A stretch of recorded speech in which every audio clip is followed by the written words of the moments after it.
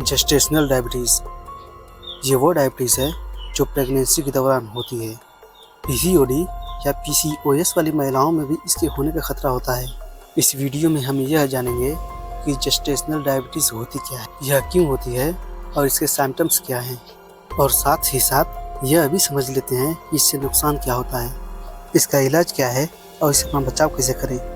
तो चलिए दोस्तों, आज हम समझते हैं कि आखिर ये जेस्टेशनल डायबिटीज़ क्या होती है। जेस्टेशनल डायबिटीज़ वह डायबिटीज़ है जो प्रेगनेंसी के दौरान होती है, इसीलिए इसे जेस्टेशनल डायबिटीज़ कहते हैं। इस डायबिटीज़ में शरीर पर्याप्त इंसुलिन को सही से यूज नहीं कर पाता है, जिससे फिर शरीर में शुगर का लेवल बढ़ जाता है। यह आमतौर पर प्रेगनेंसी के दूसरे या तीसरे तिमाही में पता चलती है। ज़्यादातर मामलों में बच्चे के जन्म के बाद यह ठीक हो जाती है, लेकिन भविष्य में टाइप 2 डायबिटीज़ का खतरा भी बढ़ जाता है। जेस्टेशनल डायबिटीज़ होने का कारण प्रेगनेंसी के दौरान हार्मोन का चेंज होना होता है।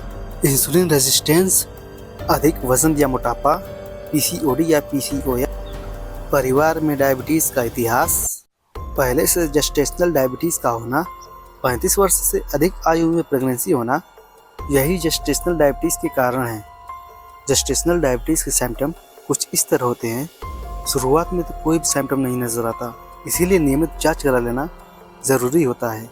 वैसे तो जेस्टेशनल डायबिटीज़ के सिम्टम देर से नज़र आते हैं, लेकिन अगर आने लगते हैं तो बार बार प्यास लग सकती है, बार बार पेशाब भी आ सकता है, बहुत ज़्यादा थकन महसूस हो सकती है और धुंधला भी दिखाई दे सकता है, और बार बार संक्रमण भी हो सकता है।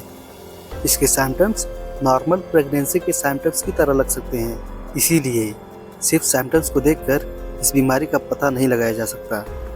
अगर इसका इलाज न कराएं तो माँ और बच्चे दोनों को भी नुकसान हो सकता है। माँ में ब्लड प्रेशर का खतरा हो सकता है और बच्चे की डिलीवरी समय से पहले हो सकती है, और इसके साथ साथ सिजेरियन डिलीवरी की भी संभावना बढ़ जाती है। जिसे जेस्टेशनल डायबिटीज़ हो जाए उसे आगे चलकर टाइप 2 डायबिटीज़ का रिस्क भी बढ़ जाता है। बच्चे का वजन सामान्य से अधिक हो सकता है और जन्म के बाद बच्चे का ब्लड शुगर भी कम हो सकता है। इसके साथ साथ बच्चे को सांस लेने में दिक्कत भी हो सकती है, जिससे बच्चे को जन्म के बाद आवश्यक देखभाल की भी ज़रूरत पड़ सकती है। किसी भी बीमारी से बचने के लिए उसका टेस्ट कराना बहुत ज़रूरी हो जाता है, और जेस्टेशनल डायबिटीज़ की जांच करने के लिए OGTT यानी कि ओरल ग्लूकोज टॉलरेंस टेस्ट कराना पड़ता है, और इसके साथ साथ फास्टिंग ब्लड शुगर टेस्ट और कुछ विशेष परिस्थितियों में HbA1c टेस्ट भी होता है, और डॉक्टर इन टेस्ट की रिपोर्ट के आधार पर इसका उपचार तय करते हैं। जेस्टेशनल डायबिटीज़ का इलाज व्यक्ति के ब्लड शुगर रिपोर्ट पर निर्भर करता है। डॉक्टर हेल्दी फूड की सलाह देता है और इसके साथ में एक्सरसाइज की भी सलाह देता है। रोज़ाना ब्लड शुगर की जांच भी करनी पड़ सकती है।